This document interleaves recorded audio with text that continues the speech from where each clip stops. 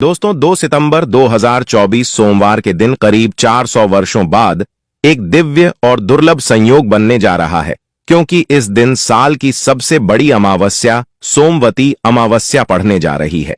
दोस्तों यह सोमवती अमावस सोमवार के दिन पड़ रही है, जिस वजह से इस दिन 3 बड़े योगों का निर्माण हो रहा है, जो कि है धन लक्ष्मी योग, अमृत सिद्धि योग और गज केसरी योग। दोस्तों इन 3 योग के निर्माण की वजह से सोमवती अमावस्या भगवान भोलेनाथ और माता पार्वती, भगवान विष्णु और महालक्ष्मी की असीम कृपा बरसने वाली है। और अगर इस दिन आप चुपचाप किसी को बिना बताए स्वास्थ्य से जुड़ा यह अचूक उपाय कर लेते हैं, तो आपकी सभी समस्याओं का हल संपूर्ण रूप से हो जाएगा। दोस्तों एक साल में करीब 12 अमावस्या पड़ती है और 2 सितंबर सोमवार को सोमवती अमावस्या सभी अमावस्या में से सबसे बड़ी मानी जाती है। इस दिन स्वास्थ्य से जुड़ा यह अचूक उपाय आपकी हर परेशानी को कर देगा, चाहे वह धन को लेकर हो या सेहत या संतान की प्राप्ति को लेकर। इसीलिए दोस्तों वीडियो को आखिर तक जरूर देखें। और दोस्तों अगर आप भी अपने जीवन में भगवान श्री हरि विष्णु की कृपा पाना चाहते हैं, तो इस वीडियो को लाइक करके कमेंट में जय श्री हरि जय मां लक्ष्मी लिखना ना भूले। दोस्तों सोमवती अमावस्या का दिन श्री हरि विष्णु को और भोलेनाथ को समर्पित है। इस दिन जगत के पालनहार श्री हरि विष्णु अपनी 4 महीने की योग्य निद्रा से जागते हैं। इसके बाद से ही सभी मांगलिक काम आरंभ हो जाते हैं। इसके अलावा एकादशी भगवान विष्णु को प्रसन्न करने के लिए भी बेहद उत्तम मानी जाती है। इस दिन भगवान विष्णु को प्रसन्न करने के लिए कुछ लोग व्रत रखते हैं और पूजा करते हैं। इस दिन सच्ची श्रद्धा और भक्ति भाव से भगवान विष्णु की पूजा करने से सभी मनोकामना पूर्ण होती है। दोस्तों स्वास्थिक अत्यंत प्राचीन काल भारतीय संस्कृति में कल्या का चिन्ह समझा जाता रहा है। इसीलिए कि किसी भी शुभ काम को करने से पहले स्वास्थिक चिन्ह अंकित करके उसका पूजन किया जाता है। मान्यता है कि ऐसा करने से कामों में सफलता मिलती है, क्योंकि स्वास्थिक के चिन्ह को शुभता का चिन्ह समझा जाता है। इस तरह स्वास्थिक का अर्थ अच्छा या मंगल करने वाला ऐसा बताया गया है। मेन वर्णित है स्वस्तिक सर्वदा रुद्र, अर्थात सभी दिशाओं में सबका कल्याण हो।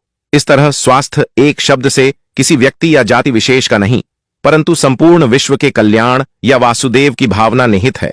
किसी भी शुभ काम को करने से पहले गणेश जी का नाम लेते हैं, और हिंदू धर्म में स्वास्थिक को गणेश जी का भी प्रतीक समझा जाता है। वैसे तो किसी भी शुभ काम को पहले स्वास्थिक बनाकर ही थाली में रखते हैं और पूजा करते हैं, क्योंकि ऐसा करने से में खुशियां बढ़ती हैं। स्वास्थिक में 4 तरह की रेखाएं होती हैं और इनका आकार भी एक समान ही होता है। रावेद की भाषा में स्वास्थिक को सूर्य का प्रतीक समझा गया है और उसकी 4 भुजाओं को उपमा दी गई है। पौराणिक मान्यता है कि 4 दिशाओं यानी पूर्व पश्चिम उत्तर दक्षिण की ओर यह 4 भुजाएं इशारा करती हैं, और हिंदू धर्म में इनको 4 वेदों से जोड़कर भी कहा जाता है, यानी ऋग्वेद, यजुर्वेद, अथर्ववेद और सामवेद। स्वास्थिक की 4 रेखा सृष्टि से रचनाकार भगवान ब्रह्मा के 4 सिरों को दर्शाती हैं, और 4 पुरुषार्थ यानी 4 आश्रम, 4 लोग, 4 देवों यानी ब्रह्मा, विष्णु, महेश और गणेश की तुलना भी की गई है। इसके मध्य में जो बिंदु है भगवान विष्णु की नाभि मानी जाती है, जिसमें से भगवान ब्रह्मा प्रकट होते हैं। और स्वास्थिक की 4 रेखाएं एक घड़ी की में चलती हैं, जो संसार की सही दिशा में चलने का चिन्ह है। यह है स्वास्थ्य महत्ता। इस एकादशी दिन घर के मुख्य द्वार पर शुभ मंगल चिन्ह स्वास्थिक स्वरूप बनाएं। आप चावल और कुमकुम की सहायता से बना सकते हैं, चावल और हल्दी के घोल से बना सकते हैं, या फिर कुमकुम यानी सिंदूर और घी, सिंदूर और तेल मिलाकर के भी बना सकते हैं। ऐसा करने से वास्तु दोष दूर हो जाता है। इससे मनोकामना हो की पूर्ति हो जाती, घर से क्लेश कलह बेचैनी दूर हो जाती है, तंत्र मंत्र क्रिया से भी रक्षा होती है। इसे शुभ काम के पहले अंकित किया जाता है, क्योंकि स्वास्थिक को मान सम्मान, सफलता और उन्नति का प्रतीक समझा जाता है। स्वास्थिक हर दिशा से देखने पर एक ही सम्मान लगता है। आपने उल्टा स्वास्थिक की देखा होगा, परंतु उल्टा स्वास्थिक के उपाय अलग होते हैं और सीधे स्वास्थिक के उपाय अलग होते हैं। अगर जीवन बहुत परेशानियां हो तो एकादशी के दिन तांबे या चांदी का स्वास्थिक प्राण प्रतिष्ठा करवाकर घर की चौखट पर लगवा दो। बाजार से अलग अलग साइज के मिल जाते हैं, उसे लाकर पूजा घर में रखकर पूजा करें। इससे घर में लक्ष्मी का वास हो जाता है। लक्ष्मी प्राप्ति हेतु चांदी का स्वास्थिक नवरात्रों में भी लगाया जाता है, परंतु सबसे अच्छा है कि सिंदूर और घी या तेल मिलाकर के यह या फिर चावल और हल्दी के घोल से बना दे के मुख्य द्वार पर स्वास्तिक बनाते हैं तो ज्यादा बड़ा मत बनाइए। 9 अंगुल से बड़ा बिल्कुल नहीं होना चाहिए। 3-4 अंगुल का बना यह उत्तम होगा। अगर आपके घर के सामने पेड़ या खंभा है तो वास्तु दोष उत्पन्न होता। ऐसे में वास्तु दोष के प्रभाव को स्वास्तिक रोकता है। स्वास्तिक का चिन्ह देवता को प्रसन्न करने के लिए खासकर बनाया जाता है। एकादशी तिथि पर आप थाली में या चौकी पर स्वास्तिक बनाकर उस पर मूर्ति करते हैं तो देवता प्रसन्न हो जाते हैं। आप चाहे तो घर के मंदिर में इष्ट देवता के पास स्वास्तिक का चिन्ह रख सकते हैं। तो दोस्तों, स्वास्तिक के कौन कौन से उपाय घर में लाते हैं, धन प्राप्ति कराते हैं, जानते हैं इस वीडियो में। परंतु दोस्तों, उससे पहले आपसे रिक्वेस्ट करते कि वीडियो को लाइक जरूर करिएगा, दोस्तों को शेयर कर दीजिएगा, और अगर अभी तक आपने चैनल को सब्सक्राइब नहीं किया है तो चैनल को सब्सक्राइब करके बेल जरूर दबाइए। दोस्तों, इस एकादशी पर मुख्य द्वार की दहलीज के दोनों तरफ स्वास्तिक का चिन्ह बनाकर उसकी पूजा करें। स्वास्तिक पर चावल की ढेरी बनाएं और एक एक सुपारी रख दें। तो ऐसा करने से अपार धन की प्राप्ति होती है, कामों में सफलता मिलती है। इस एकादशी के दिन नहाने के पानी में तुलसी का पत्ता या बेलपत्र डालकर नहाई। यह स्नान के जल में जब आप बेलपत्र डाल देते हैं तो सभी तीर्थ स्थानों में स्नान करने सम्मान पुण्य फल आपको हासिल हो जाते हैं। आप चाहे तो मैं कुशा घास भी डालकर नहा सकते हैं। एकादशी पर भगवान श्री हरि विष्णु जी के साथ ही मां हौल लक्ष्मी और भगवान शिवा की पूजा करें। इस दिन इनके संयुक्त पूजन से आपके जीवन की सारी परेशानियां समाप्त हो जाती हैं। इस दिन आप अपने घर के पूजा स्थान पर एक में कुमकुम से स्वास्तिक बना लें। स्वास्तिक के ऊपर थोड़े से अक्षत और एक सुपारी रख दें। इसे 21 दिन तक वही रहने दें। बाद में सुपारी को उठाकर की मूर्ति के पास रख दे। 2 दिन तक यह बने रहने से आपके जीवन में कभी धन की कभी कमी नहीं होती। इस एकादशी पर आप यह उपाय कर लेंगे तो लंबे समय तक यह आपको लाभ देता रहेगा। पितरों की कृपा पाने के लिए भी स्वास्तिक काम आता है। इसके लिए स्वास्तिक का चिन्ह घर के मुख्य द्वार के गोबर से बनाना चाहिए। इससे घर की सुख शांति बनी रहती है, पितरों की कृपा बरसती है।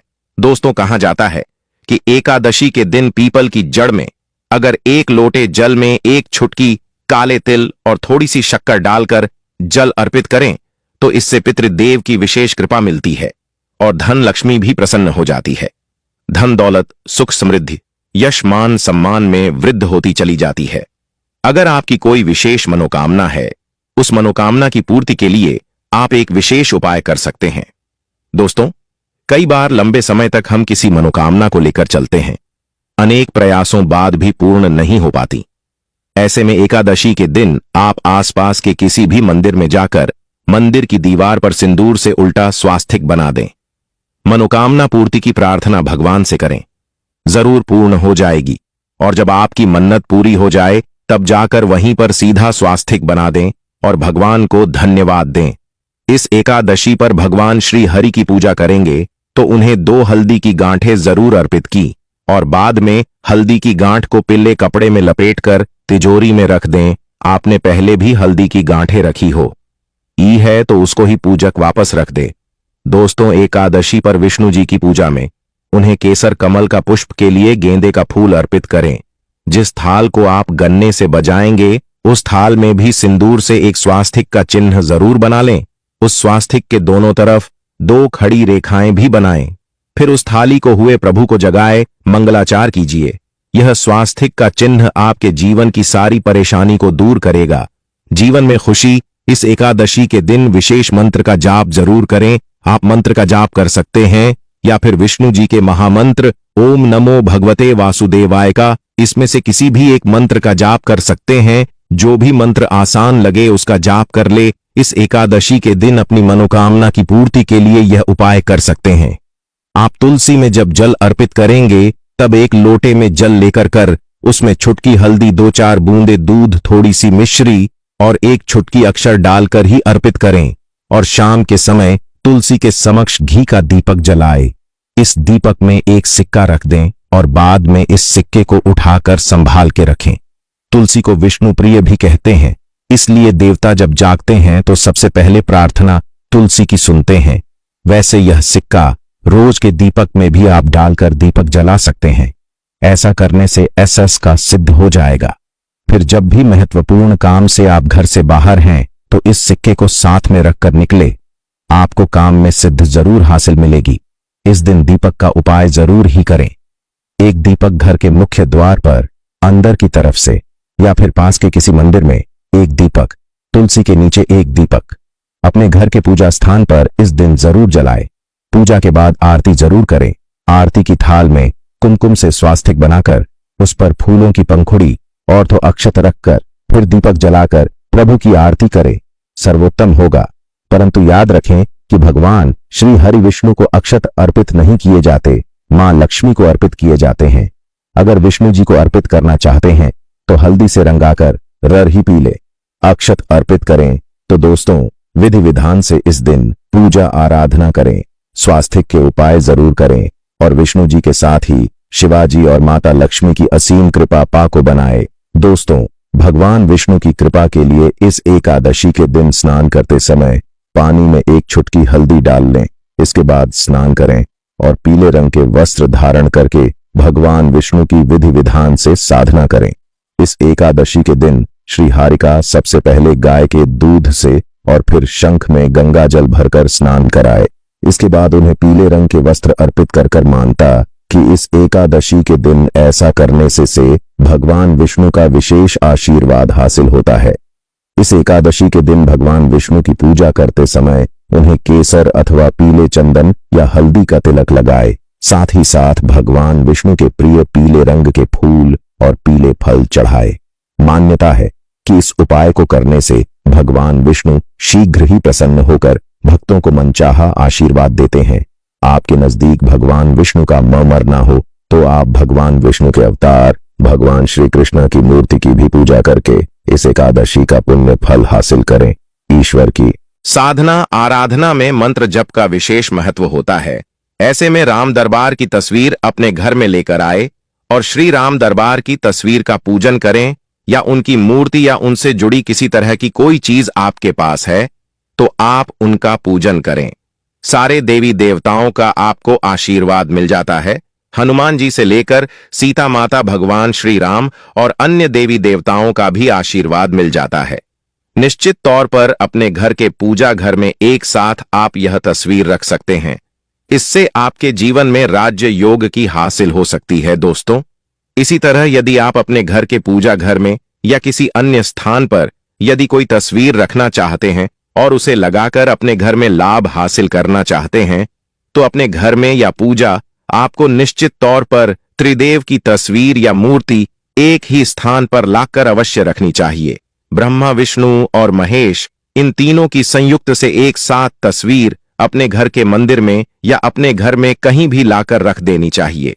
समझा जाता है कि इन तीन देवताओं के एक साथ दर्शन करने मात्र से हमारे बड़े से बड़े विघ्न और बड़े से बड़े कर्ष ऐसे ही समाप्त हो जाते हैं।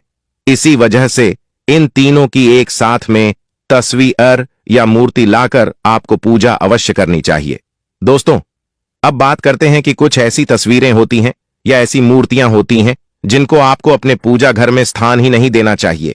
यदि आपने इन तस्वीरों को या मूर्ति को अपने घर के पूजा घर में स्थान दिया है तो समझ लीजिए कि आपको कंगाली का सामना करना पड़ेगा या फिर देवी देवताओं की क्रोध का सामना करना पड़ेगा। दोस्तों, और एक बात बता कि मंदिर में कभी भी विषम संख्या में गणेश जी की मूर्तियां ना रखें, जैसे कि 1, 3 या 5 ऐसे रखना समझा जाता है। 2 मूर्तियों को एक साथ रखना शुभ समझा गया है। यदि आप सिर्फ गणेश जी की मूर्ति रखते हैं तो इसके अलावा किसी भी तरह की मूर्ति आपको नहीं रखनी चाहिए। दोस्तों, स्थापित करते वक्त ध्यान दें कि गणेश जी का चेहरा सदैव घर के मुख्य दरवाजे की तरफ होना चाहिए ताकि आपको अच्छे और सच्चे धन लाभ की हासिल हो। और इस बात का ध्यान रखें कि घर में अंगूठे से बड़े आकार का शिवलिंग आपको भूलकर भी नहीं रखना चाहिए। सदैव एक छोटा सा शिवलिंग रखें और इससे ज्यादा शिवलिंग नहीं रखने चाहिए। दोस्तों, वैसे तो कोई अपने घर में शिवलिंग रखना ही नहीं चाहिए। उसके बाद भी यदि रखते हैं तो अंगूठे से बड़े आकार का शिवलिंग आपको नहीं रखना चाहिए।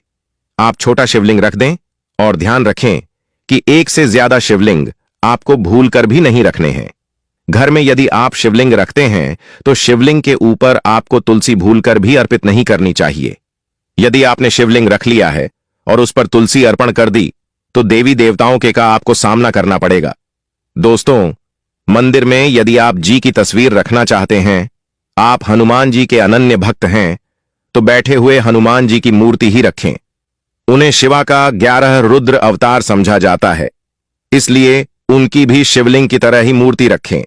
साथ ही जो पति पत्नी होते हैं, नए वैवाहिक जीवन की शुरुआत करते हैं, तो हनुमान जी की मूर्ति या तस्वीर को अपने कमरे में, अपने बेडरूम में आपको भूलकर भी नहीं रखनी चाहिए, अन्यथा इससे जीवन कई तरह के दोषों का सामना करना पड़ता है। दोस्तों, हनुमान जी ब्रह्मचारी हैं, तो इस आपको अवश्य ध्यान रखना चाहिए। दोस्तों, राधा कृष्णा की मूर्तियों को यदि आप जैसे अपने क्षण कक्ष में सोते हैं और उन्हें आपके बेर के सामने की तरफ रखा है कि जैसे कि आप सुबह उठे और आपको उठते ही पहले उनके दर्शन हो जाए, तो समझ लीजिए कि आपका जीवन मालामाल होने वाला है। किसी भी तरह का कोई दोहक धन की चिंता आपके जीवन में रहेगी। दोस्तों, इसी तरह यदि माता दुर्गा की तस्वीर आप अपने घर में लेकर आना चाहते हैं और चाहते हैं कि माता दुर्गा की तस्वीर के माध्यम से आप जीवन में समृद्धि देखें, तो दोस्तों, भूलकर भी आपको माता दुर्गा की क्रोधित अवस्था की तस्वीर, जैसे कि महाली की तस्वीर या फिर महिषासुर का वध करते हुए या क्रोधित अवस्था में माता लक्ष्मी की, माता दुर्गा की तस्वीर लाकर आपको उनकी पूजा नहीं करनी चाहिए। दोस्तों, सदैव और सुंदर मुख वाली तस्वीर ही अपने घर के अंदर लाकर पूजा करनी चाहिए। इसे बहुत ही शुभ और मंगलकारी समझा जाता है। दोस्तों, इस बात का ध्यान रखें कि यदि आप अपने घर में मूर्तियां रखते हैं तो आपको इन पर भूलकर टूटे चावल नहीं चढ़ाने चाहिए, और बेहतर होगा कि आप हल्दी में चावल को पीला करके ही वह चावल चढ़ाएं। किंतु टूटे हुए चावल आपको भूलकर भी माता लक्ष्मी को या अपने घर में देवी देवता नहीं चढ़ाने चाहिए। दोस्तों, इसी तरह इस बात का भी ध्यान रखें कि अपने घर के मृत परिजनों की या पूर्वजों की तस्वीर मंदिर में स्थापित ना करें। ऐसा करना अशुभ समझा जाता है, और यदि आप ऐसा लगातार कर रहे हैं तो निश्चित तौर पर आपके परिवार के ऊपर दोष लग सकता है। पितरों का भी दोष सकता है। पितरों की पूजा एक अलग स्थान पर की जाती है, घर के मंदिर में उनको स्थापित नहीं किया जाता है। दोस्तों, इसी तरह भगवान भैरव की तस्वीर या भगवान शनिदेव की, राहु केतु की, इस तरह की तस्वीरें अपने घर में नहीं लेनी चाहिए। प्रतीकात्मक रूप से आप घर के पानी रखने के स्थान पर उनकी पूजा कर सकते हैं, क्योंकि इनकी साधना तंत्र मंत्र और खास पद्धति से की जाती है। घर के अंदर आप ऐसे ही इनका पूजा पाठ नहीं कर सकते। तो दोस्त, आज के लिए बस इतना ही। आपसे निवेदन है कि आप हमारे चैनल को सब्सक्राइब करें और अपने दोस्तों के साथ शेयर करें। आप सभी का धन्यवाद।